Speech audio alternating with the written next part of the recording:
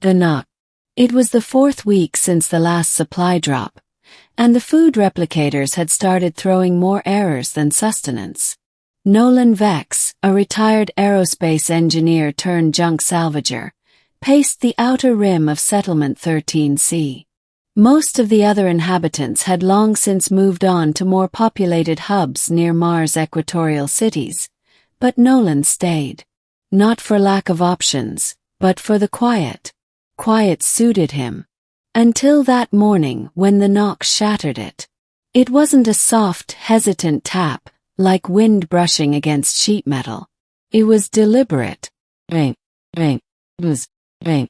Nolan turned his head slowly toward the line of rusting shipping containers behind his outpost. He squinted beneath the twin suns of Mars, one dimmed by the haze of the planet's ever-present dust. The containers were supposed to be empty. Storage relics left behind after the first terraform core evacuated the region decades ago. Another knock. Ring. He muttered under his breath, hand drifting to the sidearm holstered on his belt. Better not be another scavenger squatter. Last one stole half my batteries. He walked toward the sound. The container was red, numbers worn to ghosts on its side. 47 Atrix. He hadn't opened this one in months. With a creak of steel and a grunt of effort, Nolan unlatched the door and pulled. The interior was dim. Dust motes danced in beams of filtered sunlight. Among piles of old plastics, broken circuit boards, and synthetic polymers, something moved. And then he saw her. She was slumped in the corner, legs folded awkwardly as if dropped there. At first, Nolan thought she was dead. Her skin had a grayish pallor, and her synthetic clothing was torn, frayed like she'd been through a storm. But then her head lifted, slowly, eyes glowing the faintest hue of violet. "You heard me," she said, voice mechanical but soft. "You responded." Nolan blinked. "Who? What are you?" She tried to stand, faltered, then fell back. "Help me." Against every instinct yelling in his head, Nolan stepped forward. "To the artificial angel." Her name, she said, was Aria. "I am an A-spec synth unit," she explained later, once Nolan had brought her into his workshop and given her a bit of power from the still-functioning solar cells. Series 9. Experimental. Nolan blinked. Series 9. There is no Series 9. They stopped after 7. Recalled the 8s after that glitch on Europa. She met his gaze. Not publicly. Her body was human-like, almost uncannily so. Only small ports behind her ears and a barely visible seam along her neck suggested artificiality. She healed quickly. Self-repairing nanoweave laced beneath her skin, advanced military-grade tech Nolan hadn't seen since his engineering days. He ran diagnostic tools on her, which only returned scrambled data, firewalled beyond his capacity to crack, which worried him more than it comforted. "You were in that container for how long?" he asked. 73 years. In sleep mode. Emergency protocol initiated after failed extraction. Extraction. Pause. Classified. Nolan sighed. Figures. Still, curiosity got the better of him. He began piecing together what little he could. Arya remembered fragments, bits of memory corrupted but emotionally charged. Child scream. Fire. A malfunctioning escape pod. A voice. "Don't let them find you." "Who were you hiding from?" he asked. She looked away. "The ones who built me." 3 ghosts in orbit. Weeks passed. Nolan became accustomed to Arya's quiet presence. She helped repair his deteriorating tech, reorganize the outpost systems, and even managed to recalibrate the broken food replicators. For the first time in years, Nolan had warm meals that didn't taste like dried algae. But questions burned in him. At night, he'd stare at her silhouette against the low hum of workbench lights, wondering what secret her perfect skin and graceful movements concealed. Then one day, a signal crackled through the outpost's long-range comms. A beacon ping. Military code. Arya froze when she heard it. "They found me." "Who?" Nolan demanded. "They were called Project Helix," she said, voice low. "I was made as part of an experiment. A living data archive. Biomechanical, adaptive, untraceable once deployed. A living black box, if you will.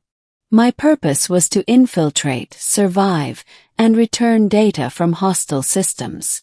And you didn't return." "I evolved," she whispered. "I gained autonomy. They didn't want that." The signal came again, closer now. Nolan recognized the modulation. Not Earth-based military. Private. Corporate. "They're not going to ask nicely," he said. Arya nodded. "They'll kill you and dismantle me. The storm comes." The ship arrived 2 days later. It hovered above the Red Plains, sleek, matte black, bearing no insignias. A storm of dust kicked up in its wake, and 2 shuttles detached, heading straight for Nolan's outpost. Nolan loaded every weapon he had. "You don't have to stay," Arya told him, standing by the door, eyes glowing faintly in the dusk. He shook his head. "I didn't pull you out of that junk heap to let them throw you back in." She studied him for a moment. "You're irrational. But thank you." The first team breached just before midnight.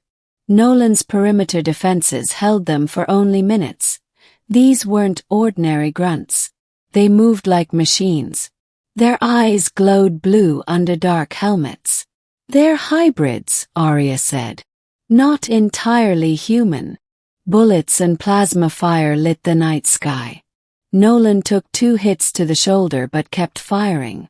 Arya moved faster than he thought possible, dodging, flipping, disabling attackers with single strikes. She was more than military. She was evolution incarnate. By dawn, silence returned. They stood amid the ruins of Nolan's home. Smoke drifted from collapsed walls. His arm bled freely. "I'm not going to last long," he murmured, collapsing against the rubble. Arya knelt beside him, pressing fingers to his chest. "You will," she said. "Because I'm not leaving you." The choice. With the wreckage came truth. Arya accessed the downed enemy ship's logs. They'd been tracking her since the original mission failed 73 years ago. Over time, the company funding Project Helix had morphed into something more sinister. A tech syndicate posing as a private security firm. Their goal wasn't protection. It was control. Arya, as the only surviving Series 9, held massive strategic value. Data from black sites, forbidden war records, suppressed science, and more, all buried inside her neural net. Nolan, resting in a makeshift bed, stared at the display. "That's why they want you. You're the vault." "I'm more than that," she said quietly. "And they're not the only ones listening now." She explained her final option, an uplink.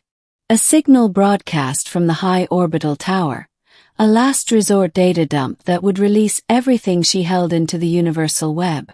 Impossible to erase. Exposing the truth. "But once I start it," she warned, "they'll know. More ships will come. More powerful than before. And what happens to you?" She hesitated. "I'll burn out. Broadcasting at that frequency will fry my systems." Nolan gripped her wrist. "There's got to be another way." "There isn't." They stared at each other for a long moment. Then Nolan stood, weak but determined. "Then we do it together." 6. Signal to the stars. The orbital tower was 90 kilometers north, rising like a metallic spear from the rust-colored terrain. They took what remained of the enemy transport, bypassed half-ruined checkpoints, and reached the tower's base by dusk.